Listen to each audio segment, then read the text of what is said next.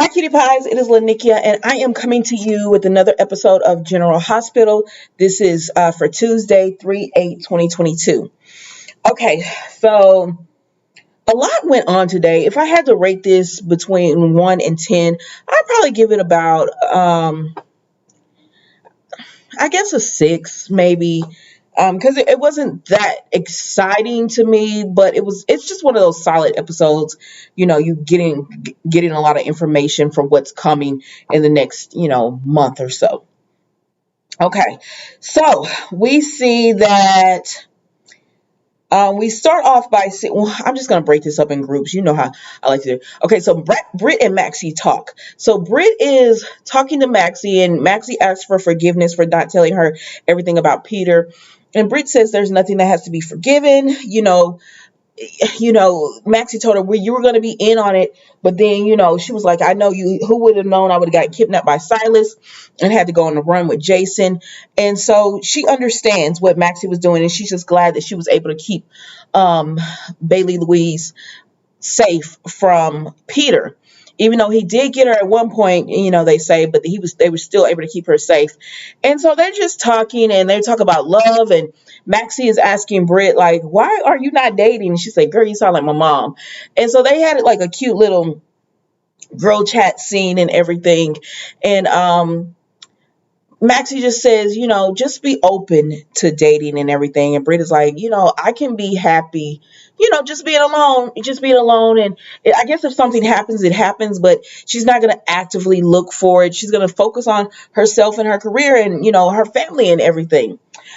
So they talk about Austin, and, Maxie is just like, telling her that she cares for Austin a lot, and they made up after everything because he didn't tell Victor, to hurt, Bailey. If he had known, he would have never even said anything. I mean, that was pretty much it. And then at the end of the scene, we see that belongings come. This man says, are you breathing? Da, da, da. And she's like, yes. And so he hands her belongings, and she opens up the letter, and it's actually Peter's belongings. Or he made her the executor of, his estate and everything. So then we see who else I'm gonna go to. Okay, because it's not that people are jumping around, so I'm trying to like group them off by who was talking to who today. Okay, so we're going to go and Ava and Victor. So Victor comes over. He was looking for Nicholas, but he says, I could just talk to you as well. So he's pretty much telling Ava that to be a part of the family, they really need to start including Spencer also. Now, he has a motive behind this. We don't know what the motive is yet, but we know he has something behind it. And so he's telling her to change the wedding date.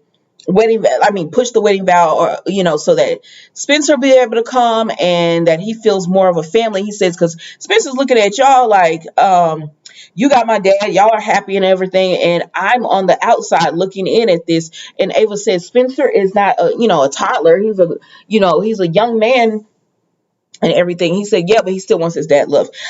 On one point, Victor was making sense, but there's always an ulterior motive with Victor, so that's why it's just like side eye with him. But Ava remembers what Laura said, and she says, okay. When she promised Laura, when he tries to make nice, just make nice with him. And so she says, but I can't make this decision without Nicholas. At this time, Nicholas comes in because Nicholas had actually been over to see Spencer in prison. So he had actually been over to see him and Spencer had started making some leeway as far as Spencer, him telling Spencer that, he remembered it was Courtney's death. He wished he had been better. But when he went to give flowers, Sonny was there and, he ripped into him and, Spencer was like, yeah, that sounds about like Uncle Sonny and everything. But he's just going to try to make more of an effort. And Spencer told Nicholas the reason that he can make more of an effort towards him is because of his Uncle Victor. So really, if you want to get in somewhat good with Spencer, you're going to have to play nice with Victor. Because he said, Uncle Victor never says anything bad about you. Uncle Victor never talks about you. I remember I was friends with this girl once. And she always talked about this other girl. And I was like, you know what? At the end of the day, when I'm with her, she never has anything bad to say. Like, and I'm tired of hearing it. And I think that's what Spencer is coming to too. He doesn't want to hear you badmouth his Uncle Victor, who is helping him, who he has a closer relationship to. And Victor is not badmouthing you. So, and I think Nicholas is finally like, okay, if this is what it's going to have to be, then it's going to be that. And so when they go over, so after visiting Spencer, who he was having a nice connection to, but Esme walked in, which made him just be like, okay, I'll talk to you later. I'll see you later. And so when he goes home, he talks to Ava and Victor, and they agree that it's probably best to include Spencer, even though he's like Nicholas does tell Ava, I thought you wanted to make it private. She says, yes, but family is important. And he sees, she's trying to make nice or whatever. He looked at her, but he sees she's trying to make nice. So he's like, okay. And so he says, I know you're up to something. What is it? And Victor says he's going to tell him what he's up to. It's nothing. He just wants family to be together is what he's going to say. Saying. So that was the whole Ava, Nicholas, Victor scene today. So speaking of Esme, now Esme has been at the college with Trina, Cam, and Joss. Sorry, these names. She has been at the college with Trina, Cam, and Joss, right? So they're still over the fallout of this tape. And so Trina doesn't know what's going on. She was like, what's going on? And then they fill her in and what's going on. And Esme is like, you don't know. I'm like, wait a minute, Esme. Now, you just said you were trying to be friends with Trina. You just was making all this information about how you were trying to be friends with her. So what is this? How did we go, from you apologizing to now you're like, you did it. Yes, you did it. Like, I don't see how that's any different from what Joss and Cam are doing to you. But Joss is not falling for this. Neither is Cam. They're both like, you did this. You set up this tape. And she was like, how? I wasn't there. And they was like, cameras have timers. You found a way to do this and everything. And she said, well, Trina was there, but she was so blacked out drunk. Maybe you did it and you don't remember. I mean, Trina, you were so out of it. You did it and don't remember. I mean, Trina, no. Like, the only person that they said the only person that would be conniving enough to want to even do this is you. Like, you're the person who came and gave a child a teddy bear with Ryan Chamberlain's voice. Like, you did all this bad stuff and you want us to believe that somebody else did this? Like, girl, stop. They were pretty much like, no, ma'am, we're not falling for this. And so she gets all huffed, puffed, and offended. She and Trina start going back and forth, and she tells Trina, I feel sorry for you. Studying psychology, I see, like, people think you can't do stuff like this, but you're example now because you're getting so angry. And Trina was like, you're not finna run my name through the mud and think I'm not gonna be upset about it. Y'all, Esme leaves. I like Esme. I don't know why. I like her. I mean, I don't like what she's doing or anything, but she plays this character very well. And I think that's what I like. She makes it so hard to like her that I actually like her because she's playing this character so well. And so Esme is like, I'm out of here. And so she ends up leaving. And so that leaves Joss, Trina, and Cam to talk or whatever. They don't believe Trina did this. They know Esme did it, but now the link, Trina gets a link, and Josh is like, what is it? She said it's for X-rated video, a site or whatever. I don't know, y'all. I don't know how they're going to do this. And they're like, what do we do? What do we need to do? I'm like, you need to go tell your parents. That's the first thing, so you can get some adult help in this matter. Because they're like, well, at least it was contained, but it's not, because it's, of course, if you send it to a bunch of kids, they're going to send it to other places. Like, Esme, I don't know if this was legal, girl. But anyways, so they're all just trying to figure out how to get through this. And Joss is like, I just need to pull myself together so I can even walk out of this classroom because they're on campus. And it's went out to everyone on campus. I don't know why they let this girl do this. And then they put it on the X-rated sites. I'm like, where are we going with this storyline? Honestly, I'm like, where are we going with this? It reminds me of when Diego was killing everybody. And remember, he loved Georgie and he ended up killing her too. And it's like, what? What is this going on? But I guess, I don't know.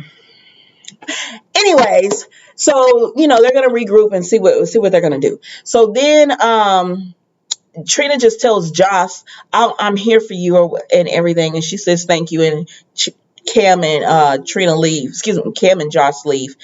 And then so Esme is talking to Spencer, right? Because we're going to pause on Trina. So Esme is over there talking to Spencer because she went over there and she interrupted Spencer and Nicholas' little moment that they were trying to have. Let's talk about, this is the second best thing I've seen all day. Girl, read the room. But I like Esme. But so then Nicholas burns off because he went over there to Victor him. So Spencer and Esme talking, she was like, I didn't mean for him to leave, like for him to run off or whatever. He was like, you heard him, he's gonna be back later. What's up with you? And so she says, she says, I'm glad I wanted to come back, and he was like, I'm glad you came back, because he wanted to apologize about not considering her feelings about her parents and everything. And she's like, no, it's okay. You've been hurt way more than me, because you actually, your mom and everything loved you, and you've had it worse than me, is what she pretty much told him. And then so they start talking, and he says, I want to make this up to you, and he wants to make it right with his dad. And then some kind of way they got on the topic with Trina. And she tells him what's going on. And he was like, wow, I feel sorry for Joss and all them or whatever. And she says, Trina did it. And he's like, no, that's not the Trina I know. And she said, see, that's what I'm talking about. You just think she's so special, and you sending her gifts, and you have this connection with her and all this. Meanwhile, Esme over there going off and all upset, and he calming her down, telling her, me and Trina just friends or whatever. Meanwhile, he done got a phone from the guard, and he texting Trina talking about, this is Spencer. Are you good? I heard what happened to Joss and everything. Are you good and okay? Esme, let this man go. Let this man go. Y'all are too young. He doesn't want you. He does not want you. And so he talking to Esme, calming her down, talking about, Trina and I just friends, and it's nothing or whatever. I just feel bad. But he's still saying, I don't think Trina would do this or whatever. Now, he's not accusing Esme of doing it, which, like, that's your girlfriend. You should know she would do this, especially how she feels about Trina. But he lets it go. He lets it go because she got to leave, because, visiting hours are over. They're having room checks or whatever. So he got to go. So we see him give the phone back to the guard and everything. Like, girl. He gonna find a way to contact Trina. He is going to find a way. And so that's how the soap went off, y'all. I'm not really here for this this this storyline where Trina is going to get blamed for sending out the video and everything, because I feel like this could last a while. And I don't want that to happen. But I think they're setting it up for the new girl who's about to come in and take over the role.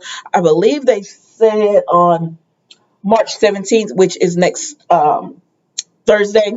I think they're setting it up for her to come and take over the role. Remember how Michael went to prison and it was a little redhead Michael, and then all of a sudden it was this Michael who's playing him now?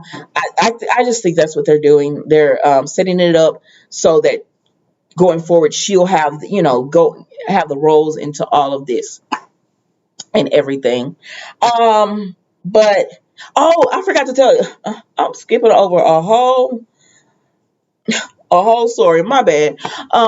Drew, and I done wrap this up. I forgot all about Drew. See, that's how it wasn't that important with them. So Drew, Sam, and Laura are talking, right? So they're talking and they're thinking about ways to take Victor down. Well, Dante knocks, and they just finished saying we want to keep as many people out of this as possible. Well, Dante knocks on the door, and he comes. They bring him in on it. So they're trying to figure out how they're going to do this and everything. So what they figure out is, excuse me, Laura has to leave, but Dante, Sam, and Drew brainstorm, and they figure out we got to find Peter's belongings because we could say it's Peter's belongings and give the tarot. And they was like, and so Dante's like, hold on, let me call to see who's, because they thinking they're gonna get the belongings before they send them to everyone, but they say we've already sent them. And so remember earlier, Britt got the package from Peter, so that's who has the belongings. So what they're probably going to end up doing is using her some kind of way to with the Peter's belongings, because they're thinking that Victor thinks that if he can give a flash of tarot card, that it would trigger Drew, so that he could control Drew and get memories from him, of something, get one of his memories from him that Victor could use. So there is that. And then Laura, okay, so Kevin is at the prison visiting Ryan, and Harmony is there because she's his main caregiver and he responds the most with her. So she tells him he blinks when he wants something. He didn't do anything for Kevin, and Kevin says keep it that way, if you don't want to talk to me, keep it that way. So he meets up with Laura and he just tells her about Kevin, and he says it worries him that he's not trying to talk and all of that. He's glad, but it also worries him because he's a mastermind of evil. But Laura is, so they talk about that and they're just like, okay, well, we'll keep a lookout for that. But then they talk about everything going on with Drew and how Anna is in Australia, and they feel like Laura feels like she should go because she feels a loyalty to Luke, but she's not going to go. And that's pretty much it with that storyline. And then before we see when Spencer leaves, Harmony leaves Kevin because Kevin is in the room with Spencer and all them because he's in that prison in the waiting room, the guest area. And so Spencer leaves with the guard, and Harmony leaves because Ryan's therapy session is over. Well, he looks at Harmony and he's blinking like crazy. So she goes up to him and says, "Is there something you need?" or whatever. And he said he's blinking, and then he finally tells her, "What the heck are you doing?" And so that's how that goes off. But before that, Harmony was like, "I don't know why you want to read Wuthering Heights. It's about a man obsessed and everything." And I think it was throwing hints. At first I thought it was talking about him, but maybe it's towards Esme, because she is obsessed with Spencer. And so that's it, y'all. Sorry for the premature ending.